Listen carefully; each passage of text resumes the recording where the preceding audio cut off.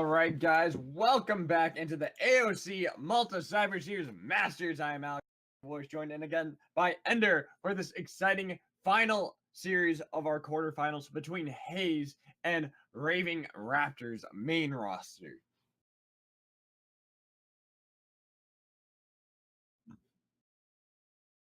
Mm.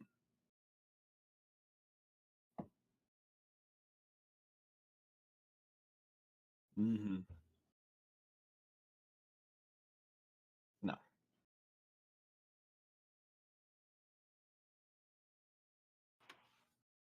Yeah, they really were, and they proved why they are definitely a team to watch in these. We're a team to watch in the groups, quarters, and still will be in the semis. Whoever faces them, I really wish you luck in that matchup. But now we are flying through the picks and bans. We have the Zag and Rengar. Rengar, we talked about being really strong, but we haven't talked much about the Kazakhs. Kazakhs definitely being something that actually is strong right now in the current meta with the changes that came into his isolation damage.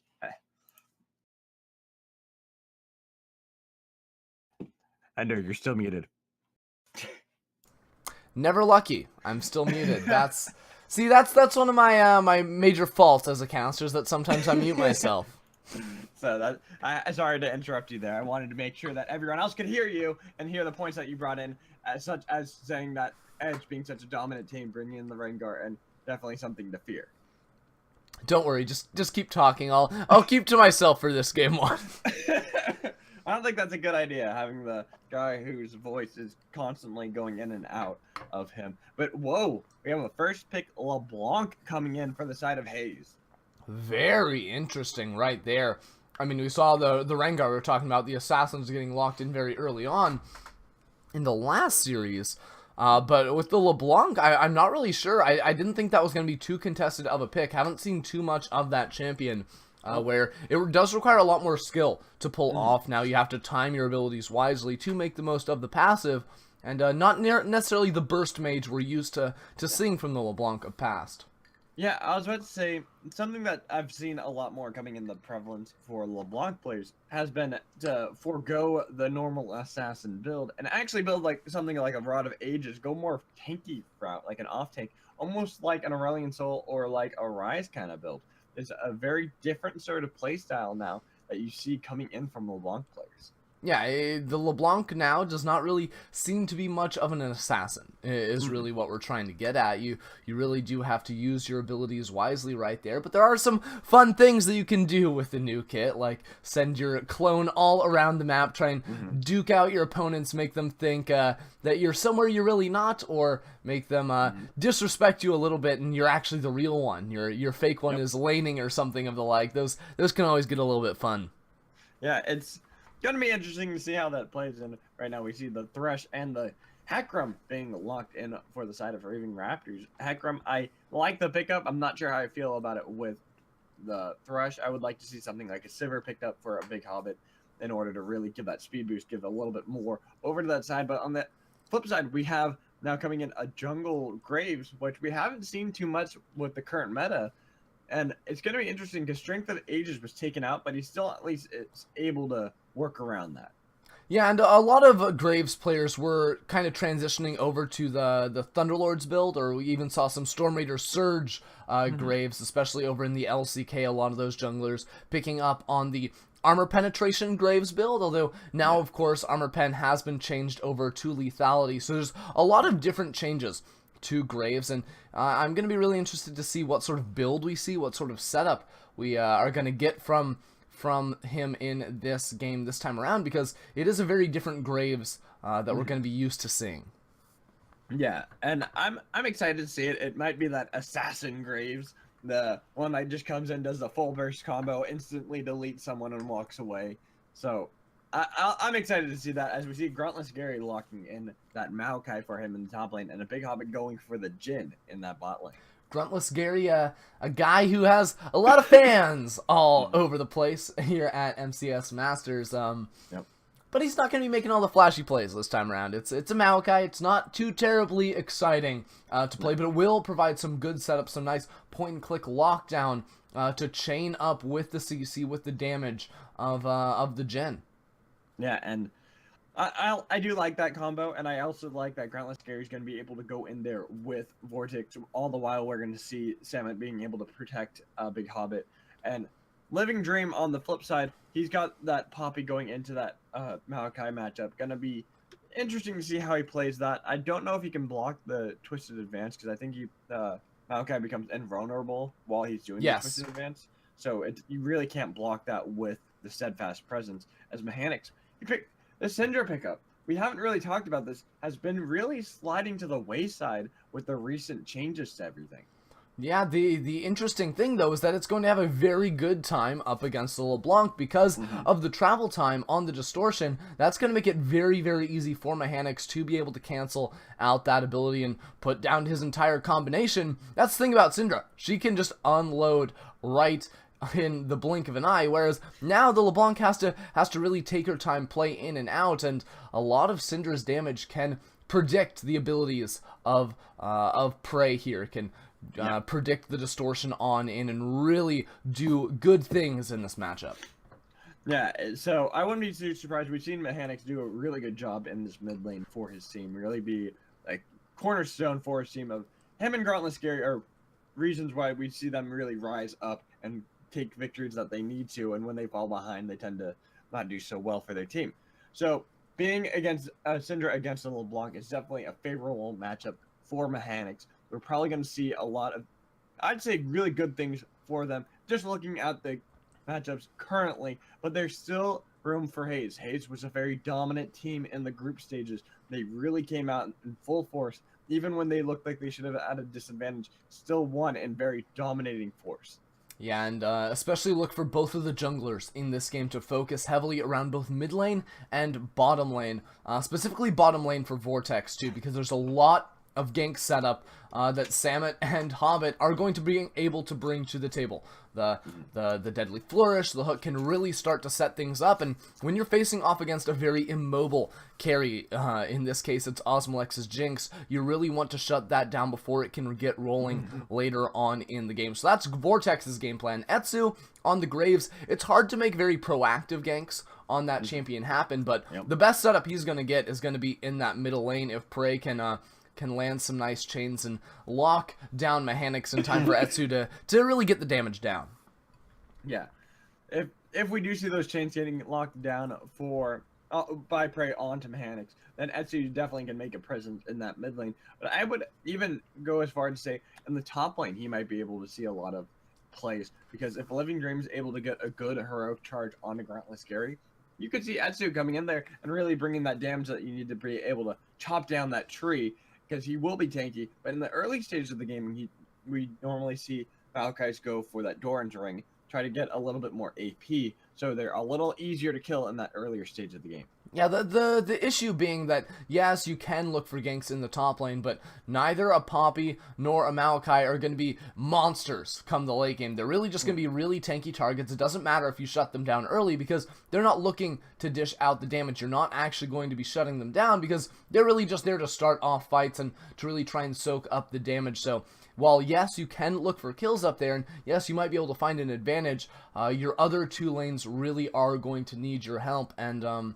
that's what he's going to have to try and do if they want to pull ahead in this game. Yeah, it'll be interesting to see how Etsu is able to play around that, especially because Vortex is going to have an easier time with these games, kind of like how you said, they really got to have the snowball going for them. They have to be careful with all the other lanes, but Vortex is going to be a pivotal point for Raving Raptors. If he's able to make really good plays around the map, really make it so that Etsu's on the back foot, then you're going to end up seeing Haze really struggle in order to find their place in the game. Absolutely.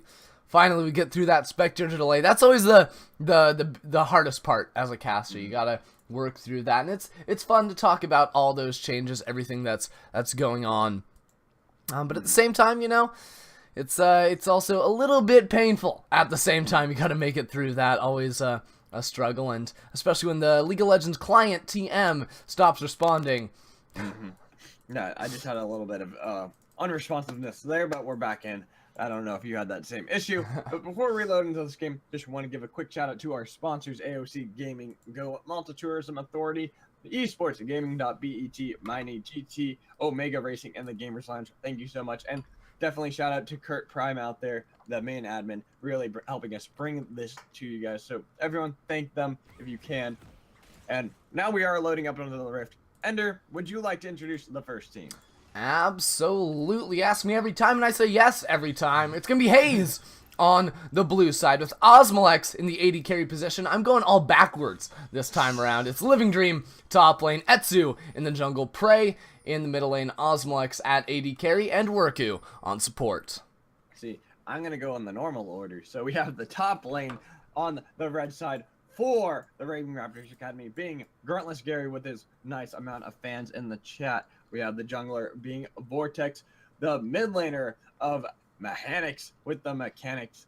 Hopefully going to be able to show that with that Syndra against that LeBlanc. Definitely going to need it. Then the bot lane duo of a Big Hobbit and Samet trying to see if they can make a statement. Right now we have an early invade going in. Oh, they wanted to invade but got spotted out, so they decided to back off right away. Ooh, wow, Hobbit right there showing up his support. He's got the level 7. Samet's only got the level 6. Hey, when sometimes you get the easier big plays on that AD carry than you do on support. Supports to get no love. Hey, all I'm saying is that the synergy is already not quite there. Yes, they use the mastery emotes at the same time, but you gotta really be concerned they're not quite at the same skill level. I'm just kidding. I don't know. I think that Samet's gonna be able to really bring this in. Really, if he's able to get some good hooks in for his team, I've always seen that Threshes can be absolutely monstrous. Going to IEM, which was the most recent tournament, we saw the likes of Hillsang on that Thresh really being the reason why the Callista was able to do so well, because those hooks were just monstrous. Yeah, really, really powerful there. We'll see what Samet can do on that same pickup. And before, Mechanics gets a couple levels in there, the distortions in aggressively from Prey are going to be able to work out for him. But again, I am a little bit concerned for him later on in this matchup once Mechanics can get some levels. And really, level 6 is going to be a breaking point because Prey is not going to gain all that much power when the level 6 does come through. But Mechanics, he's going to. Yeah, Mechanics getting engaged a little bit by Prey, but yeah, look at that. The damage that Mechanics is able to bring onto Prey was really, really more than Prey was able to put back on the Mechanics. So you gotta be scared if you are Prey in this mid lane as a LeBlanc, especially with all the changes. You're not gonna be able to burst someone down, so it's not quite the skill matchup it used to be. Yeah, you saw Etsu there hopping over the wall looking for that dirty invade, doesn't spot out Vortex, and they're playing Ring Around the Rosie up there in the top side jungle. Who's gonna find who? Oh, Vortex, he wants to get in here. Here's Mechanics. They forced the flash out of Etsu, who had to dodge from that Scatter of the Weak, or he probably would have been dropped. Definitely had to use that ability. Then he uses that nice little blast cone to hop over the wall. Doesn't even have to dash on over himself. Has the helpful little plants there to take him over that. But at the same time, Ignite in the mid lane. There's the Ignite being used on Mechanics. Forced the flash out of that one. He was really afraid of the flash coming in from Prey to see if they can secure the kill while the Ignite was still ticking. Etsu's coming here. Yeah, here, Gruntless Gary, he does have the Curse of the Colossus. The shield was helping him a little bit, but Etsu, they're looking for the kill. They use the Twisted Advance. First Blood going over to Living Dream. Yeah, there you go. The early game, he can go for those ganks, and even if you do get kills, it's not going to set you behind because your mid laner was able to force the flash, was able to win that trade. Excuse me. But a nice pickup nevertheless for Etsu over there in the jungle. Going to force out the teleport, and all of a sudden, Gruntless Gary, he's going to be Summonerless Gary for the next 5 minutes. Yeah, and I talked about how Maokai's are really kind of squishy in the early game. You really have to be afraid if you are Maokai. If there's a good heroic charge coming in from Living Dream and the follow-up damage that Etsu can bring, and it showed right there. Absolutely did. And we continue the chain of exciting dragons here with another mountain in this game, and it's going to be a much closer series this time around. But Haze, they were the #1 team coming into this, #1 seed, Raven Raptors the 2nd seed, so we do have the favorites once again. And even though it's not quite the lead we saw in our last series, Haze already staking their claim to what should be their series to win here. Here comes the hook. They're looking for Worku. Hobbit didn't get the deadly flourish off on to Worku, so couldn't have the follow-up stun, but they did put a lot of damage back on him. Yeah, they did. The difference being when damage goes on to Worku, or any support, they're going to be able to sustain through it very well, whereas AD carries, they have no real potions. So that's why Hobbit's down below half HP right now. Yep. He just does not, he's unable to match in the sustain war. Oof. And Prey wanted to go in onto Mechanics. He does put a lot of damage. The Scatter of the Week was used a little early by Mechanics. So it did stop Prey from going in and following up that, from the, what is that? The chains, I always forget. Why am I spacing on that? From the unlucky right chains. there. Yeah, it's ethereal chains. So. Spooky. Yeah, 3 spooky, chains. 5 me, man. 3 spooky, oh, wow. 5 me. Memes coming out early here from Magical Voice. The ones that you know to hate and not love. No memes today. We're here for serious gameplay only. We had a really close series earlier in the day, and now it's looking just as close. No memes. You don't want to be spooked out of here right now. Oh, Mechanics is being engaged upon by... Oh, boy. Ethereal Change did get the lockdown onto Mechanics. Mechanics hit level 6 right before Prey did. He wanted to engage, but Prey was able to distortion right back out of there, out of range of the Unleashed power. What was lost, though, is Mechanics is exhaust. He's not going to have that one available to him. And Prey, he's still got a lot in the tank. He's going to have his Ignite available quite soon as well. Going to give him an opportunity to maybe go for an engage. Although Mechanics did still hold on to the Unleashed power. So there's definitely an opening for him to trade back if he so needs. Now, that's something we didn't talk about before. I just was thinking is... We didn't talk about the buff, technically, to Ethereal Change that LeBlanc got. Because with the new passive of having to wait a little bit for more damage to be procced, Ethereal Change works perfectly. Well, while it's waiting for the root time, if it does get the full root, then it automatically procs that extra damage once it ticks. So you get rooted up and take a ton of damage. Yeah, absolutely true right there. And... well, again, we're going to be watching Prey and see all those flashy plays. He's got the fun champion. He's going to be dodging in and out looking for those, but that's the hook on Worku. He gets hit up. The Deadly Flourish did lock him up. Look how low he's been taken. He has to flash out of that one now. Asmalex, he's a little far up, trying to see if he can get the kill on to Big Hobbit. Now here comes Sama, able to get the kill. They're looking for the double kill onto Worku. Here's the shield, though. Worku's going to keep himself safe. As Etsu, he works his way into that one. Big Hobbit trying to do the damage in the background, but that collateral damage able to pick up the kill. Worku's shield is absolutely monstrous right now. Now, Vortex took way too much of the tower. Etsu able to get that easy double kill that Vortex kind of gifted over to him. Yeah, huge overcommitment there from the Raving Raptors. Both Samet and Vortex going a little bit too far forward, and a little bit strange, quite honestly. They didn't quite have the vision, didn't understand that Etsu was coming on down, and what could have been a one-for-one trade. Vortex goes too deep on, tries to make the better for it, but ends up paying with his life for it right there. Haze already jumping out to an early advantage.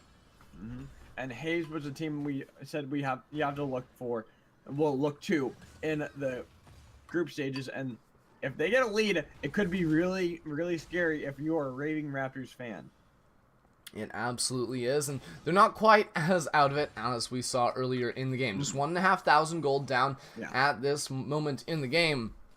But the big thing for me is that Haze, they're not the ones making the aggressive plays, and their team composition doesn't really allow them to do so, other than with maybe Prey going aggressive on the LeBlanc, but they find the counter gank. That's what Graves really does excel at, coming in from the side after the opposing team has overcommitted, and they do make it work out for them.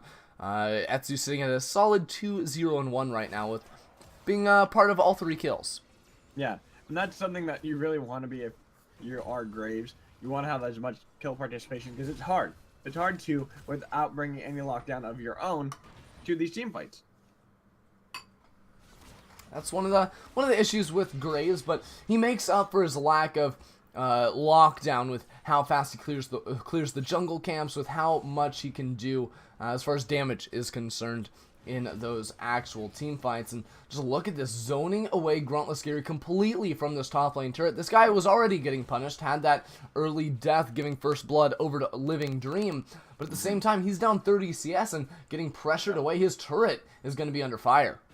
Yeah, and this could be that would be a huge swing over to the side of Haze, taking down the first brick and getting that gold in your pockets for your team. And they're really whittling this down fast. They're not probably gonna have to wait for one more minion wave to actually take it, or they're gonna actually try. They're gonna try. No, I got it. Yeah, they're gonna get it. Living Dream able to pick that up as we saw. Etsu was taking it up a little, so that's a huge objective control. Now they're looking for the engage. Onslaught of Shadows coming in, trying to see if they can get Asmalex. Here comes the Unleashed Power. It did a lot. We see Samet though. He's the one who picked up the kill onto Asmalex as Orku was taken down by Mechanics. Yeah, Vortex, nice call there to peel off of the dragon. Now Prey. Prey wants to get in on the Mechanics. Here's a lantern to keep him safe.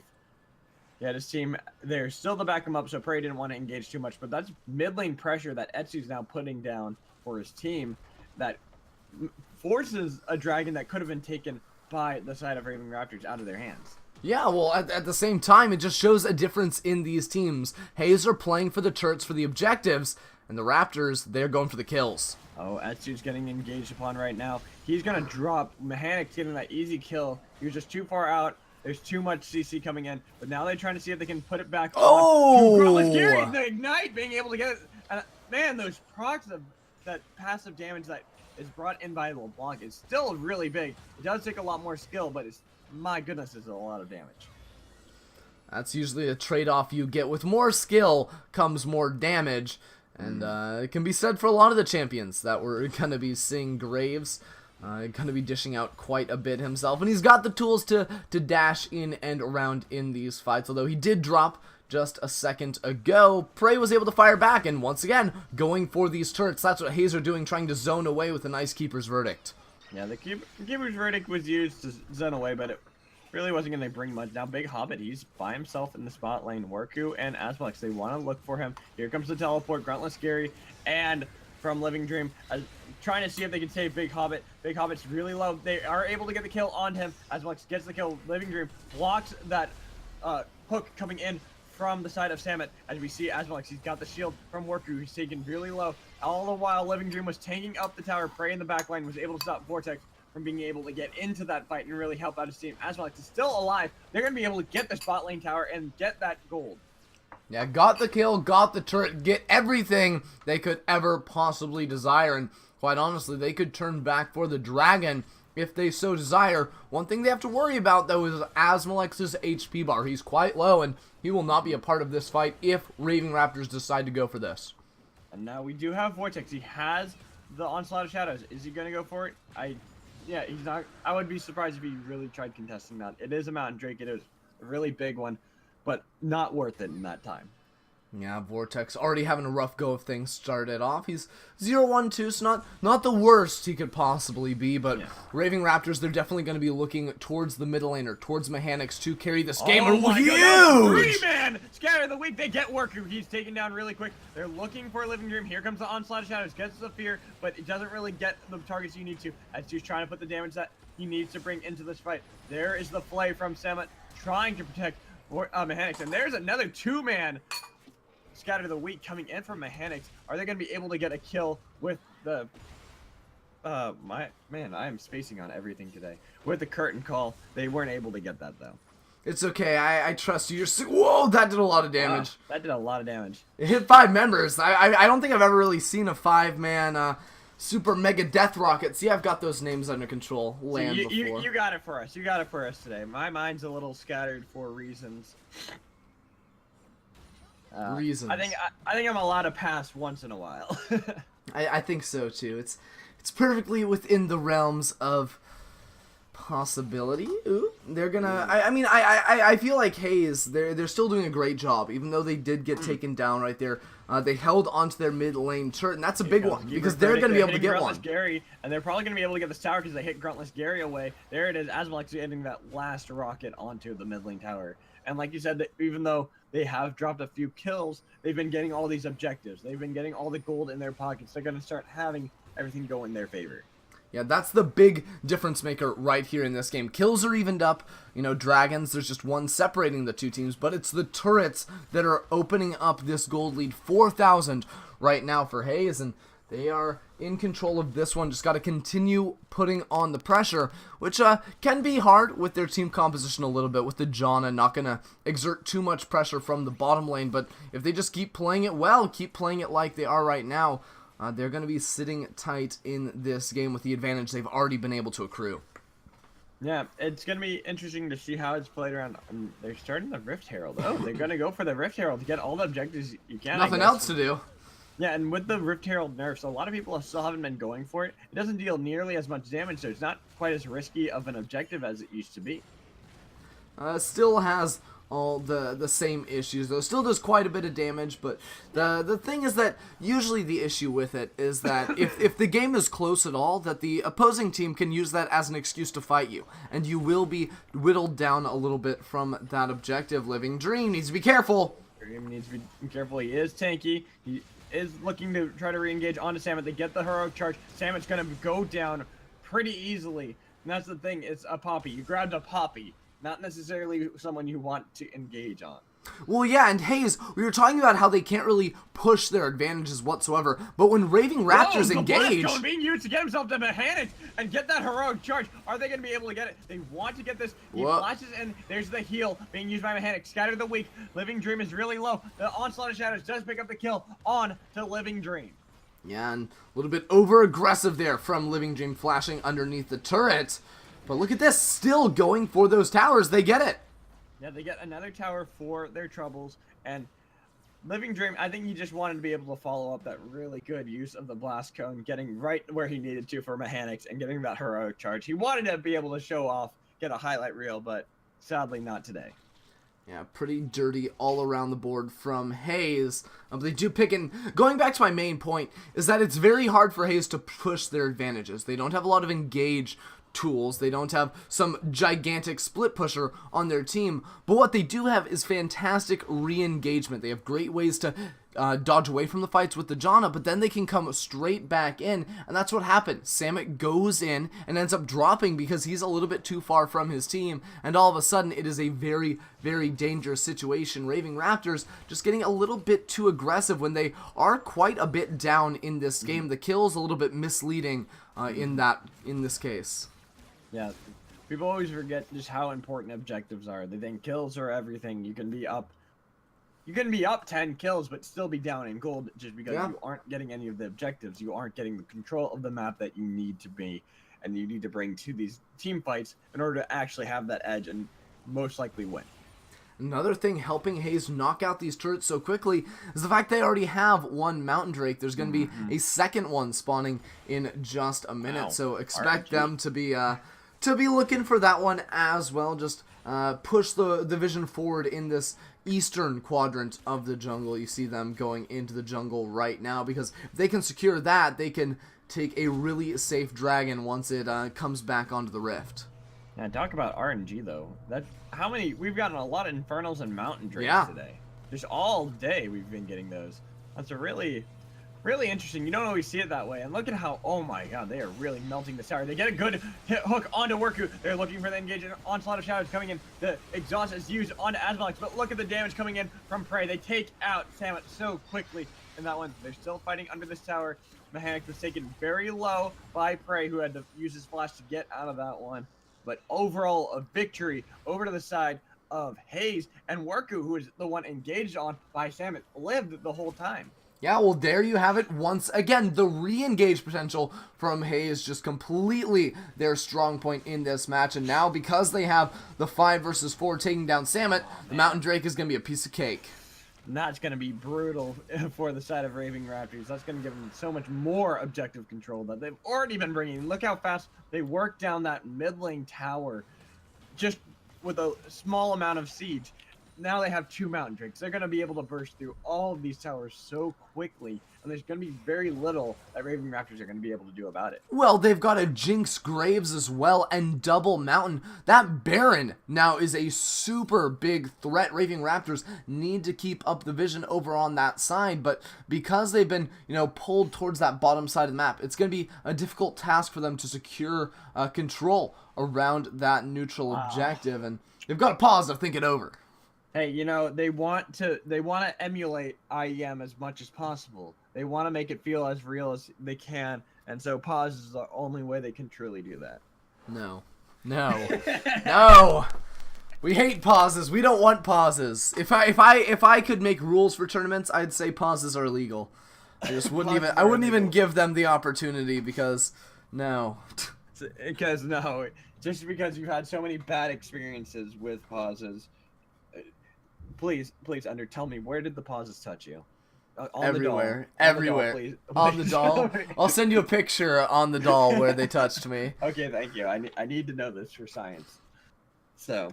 Yeah, well, I mean, if we do take a look at the build, you know, one of the things I wanted to check out was the Graves build in this game, and it's not the penetration Graves, although he did take Thunderlords.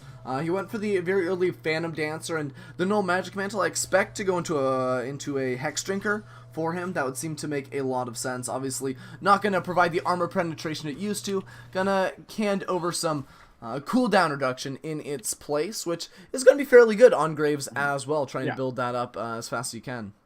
Yeah, cooldown reduction is always good. I always love that mastery personally. The fact that you can get 5% more on your cooldown reduction to make it 45%.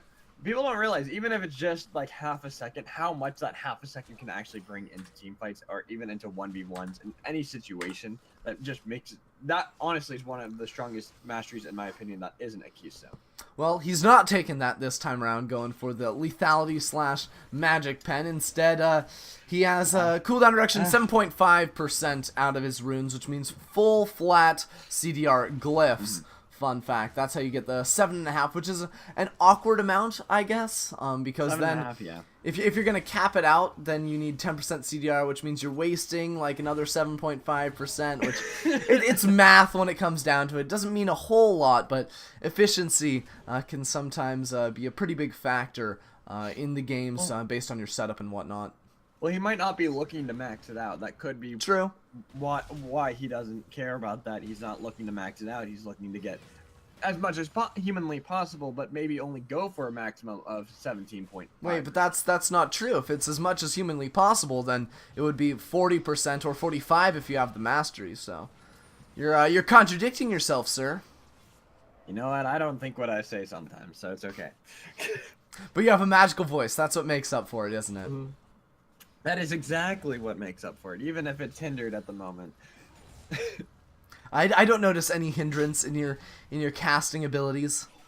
That's because I'm trying to keep the Wrath God going on. Asmalex gets hit by that, the hook coming in, and then we saw Onslaught of Shadows really being able to pick up that kill on the Asmalex, who was just a little too far out, not respecting Samet on that Thresh.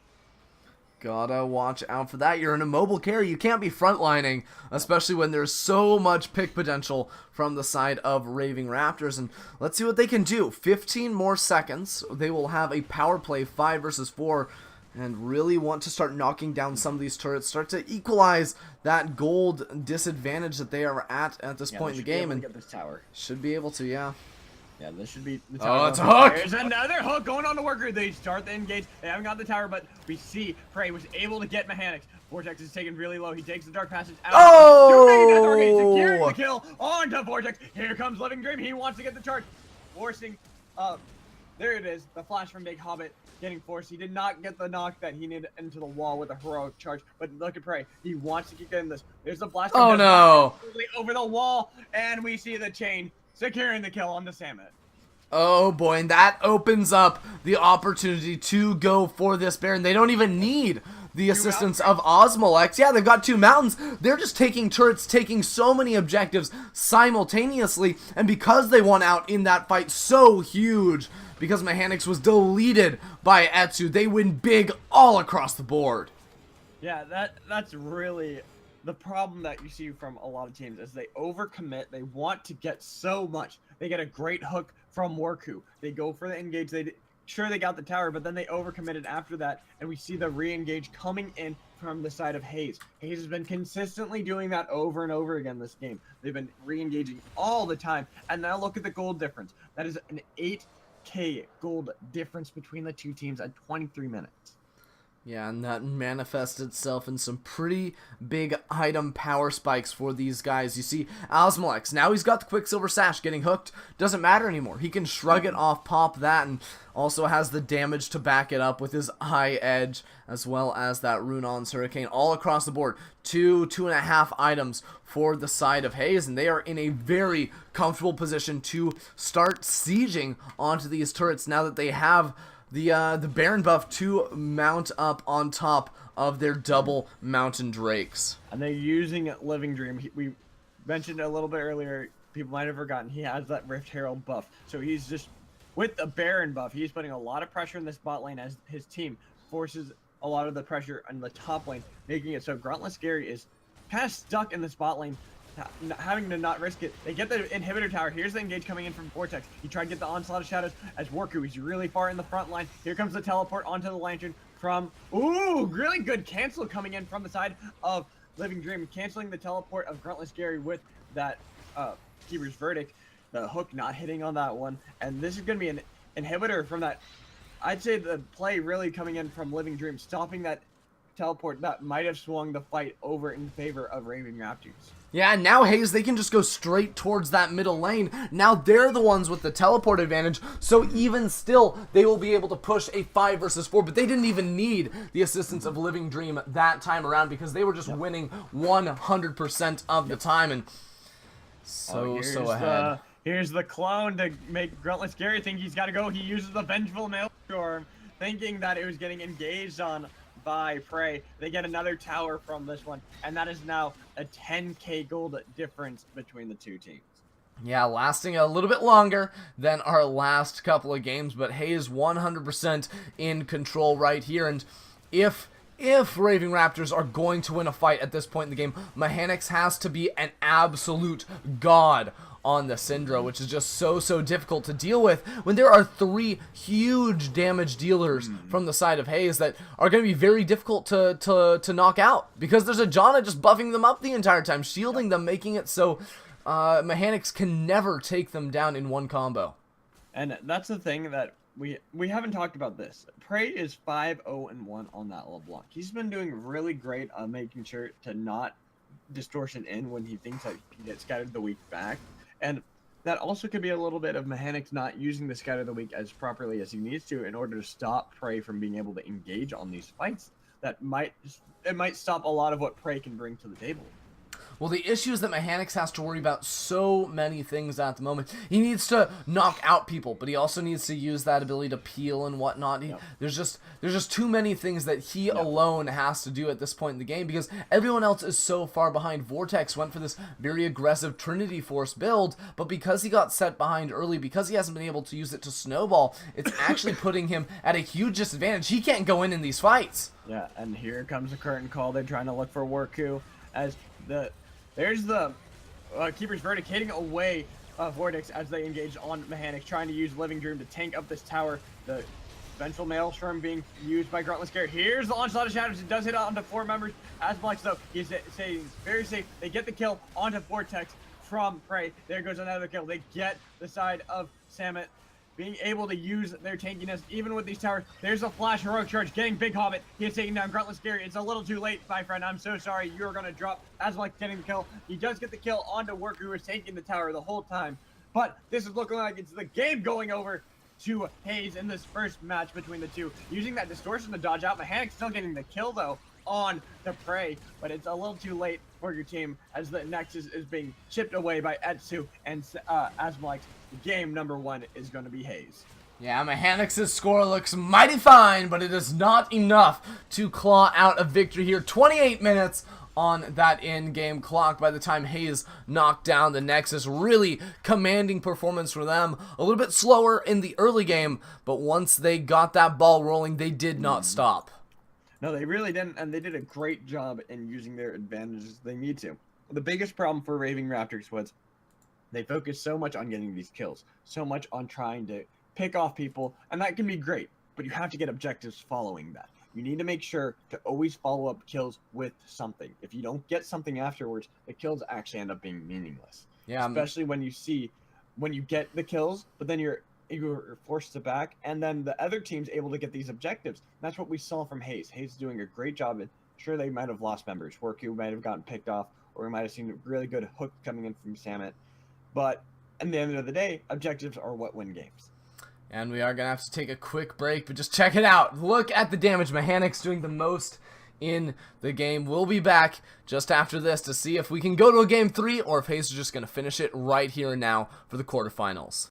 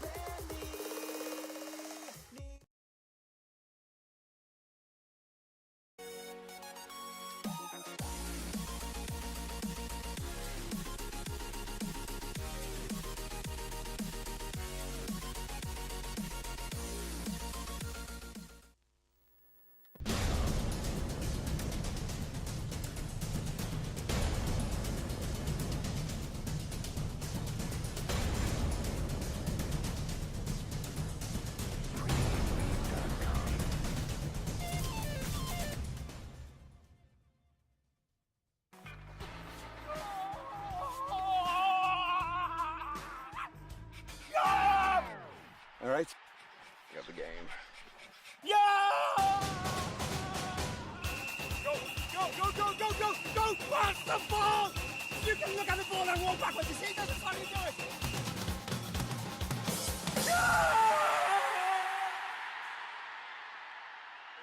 Watch TV anywhere for free on 4G.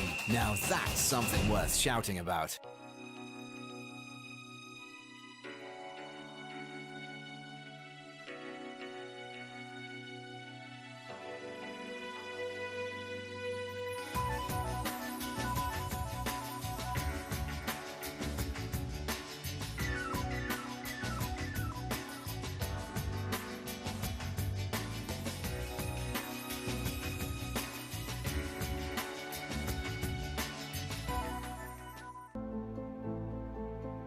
What if we could change the way we see the world?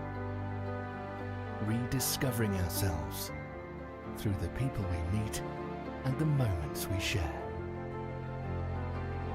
Each experience, every encounter, changes our perspectives, leading us to live life our own way. Money my way.